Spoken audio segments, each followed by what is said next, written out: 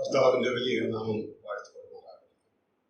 ആരാധനയുള്ള ബന്ധത്തിൽ അനുഗ്രഹിക്കപ്പെട്ട ചില ചിന്തകളാണ് സ്വർഗീയ പരിശുദ്ധാത്മാവ് നമുക്ക് തന്നു. അതിനായി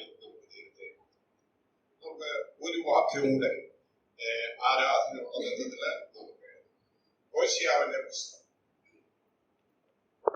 ഹോശിയാവിന്റെ പുസ്തകം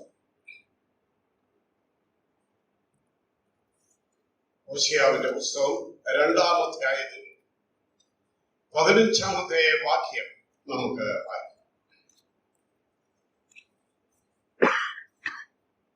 And I will give her vineyards from them and the valley of the Agor for an door, and she shall sing there as in the days of her youth, as in the days when she came up out of the land of Egypt.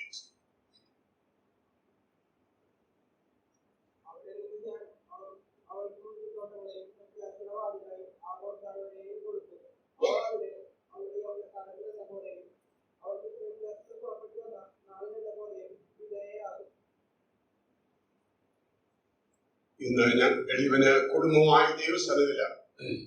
നിങ്ങളുടെ കൂടെ ഒപ്പം ആയിരിക്കാൻ സ്വർഗീയ കർത്താവ് സഹായിച്ചത് കൊണ്ട് ഞാൻ ദൈവത്തെ മോഹപ്പെടുന്നു. 15-ാമത്തെ വാക്യത്തിൽ ഇനിയും ഇസ്രായേലിന് ദൈവം കൊടുക്കുവാൻ പോകുന്ന അനുഗ്രഹീതമായ സൗഭാഗ്യത്തെയാണ് ഓർപ്പിക്കുന്നത്. അവിടെ പറയാണ്, ആഗോർ താഴ്വരെ ഞാനിനി ആശയുടെ താഴ്വരയായി അല്ലെങ്കിൽ വാതിലായി മാറ്റും എന്ന്. ആ മനോഹരമായ ചിന്തയാണ് ഇവിടെ നമുക്ക് ലഭിക്കുന്നത്.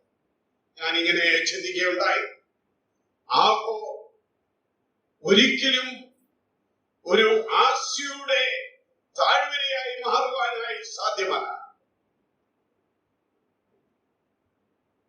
യഹോവയായ ദൈവം യോശുവ മുഖാന്തരം അരുളി ചെയ്ത വചനം ആഹാനോട് പറഞ്ഞത്, ഞാൻ നിന്നെ വരയ്ക്കും. ആ അനുഗ്രഹീതമായ ശബ്ദമാണ് നമുക്ക് യോശുവയുടെ പുസ്തകം 7-ാം അധ്യായത്തിൽ വളരെ വ്യക്തമായി കാണും.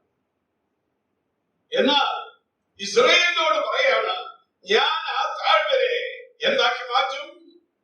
ഞാൻ ആശയുടെ വാതിലായി മാറ്റും. എന്നെ കേൾക്കുന്ന എന്റെ പ്രിയപ്പെട്ടവരെ, ഇന്ന് നമ്മൾ കർത്താവിനെ ആരാധിക്കാൻ ദൈവസന്നിധിയിൽ വരുമ്പോൾ നമുക്ക് ഇത് തന്നെ ഓർക്കുവാനായി സാധിക്കും.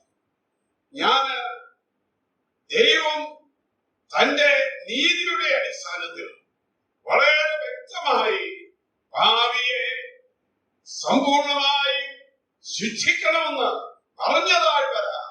ഇപ്പോൾ അത് ആശയുടെ വാതിലായി മാറ്റുക.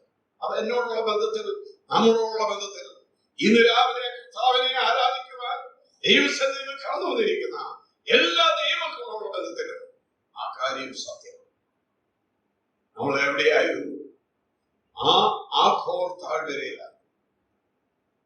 പാപത്തിന്റെ ശമ്പളം മരണമെന്ന് സമ്പൂർണമായി എഴുതി വെച്ചിരിക്കുന്ന താഴ്വരയായിരുന്നു എനിക്കും നിങ്ങൾക്കും.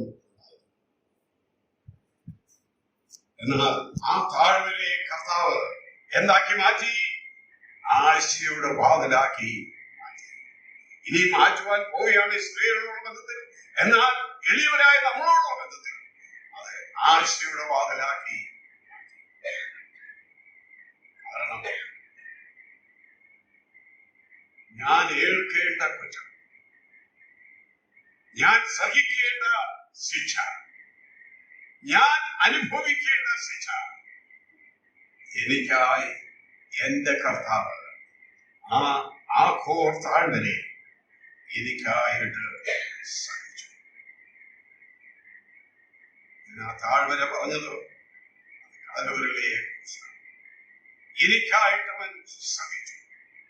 എന്റെ പാപം മുഴുവൻ അവൻ ഏറ്റെടുത്തു. സ്വർഗീയ കർത്താവ് തന്റെ നീതിയിൽ പറഞ്ഞ ആ നീതിയുടെ പരിണതഫലം കർത്താവ് എനിക്ക് വേണ്ടി സഹിച്ചു. ആ നീതിയുടെ വാള് കർത്താവിന്റെ മേൽ വന്നു. എന്റെ മേൽ വരേണ്ട വാള് അവന്റെ മേൽ വന്നു. അതുകൊണ്ട് ഇനി ഞാൻ പ്രത്യാശയുടെ മക്കൾ. ഇന്ന് നമ്മൾ പ്രത്യാശയുടെ മക്കൾ. ആ വലിയ സൗഭാഗ്യമാണ് കർത്താവ്. അവന്റെ പാപത്തെ ക്ഷമിച്ചു മാത്രമല്ല, എനിക്കൊരു പ്രത്യാശയും അവൻ തന്നു. ഒരു നല്ല വാതില് എനിക്ക് അവൻ തുറന്ന്. ഇന്ന് ആ വലിയ പ്രത്യാശയോടെ നമ്മുടെ കർത്താവിനെ നമുക്ക് മഹത്വപ്പെടുത്താം, അവനെ നമുക്ക് സ്തുതിക്കാം. എനിക്ക് വേണ്ടി സകലവും സഹിച്ച കർത്താവിനെ നമുക്ക് ഓർക്കാം. അവന് സകല ബഹുമാനവും വീഴ്ചയും സ്തോത്രവും മഹത്വവും നമുക്ക് അർപ്പിക്കാം. അവന്റെ ശരീരം എനിക്കായി തകർക്കപ്പെട്ടു, അവന്റെ രക്തം എനിക്കായി ഒഴിക്കപ്പെട്ടു. ആ വലിയ ചിന്തയോടുകൂടി നമുക്ക് കർത്താവിനെ ആരാധിക്കാം. അവന്റെ വലിയ നാമം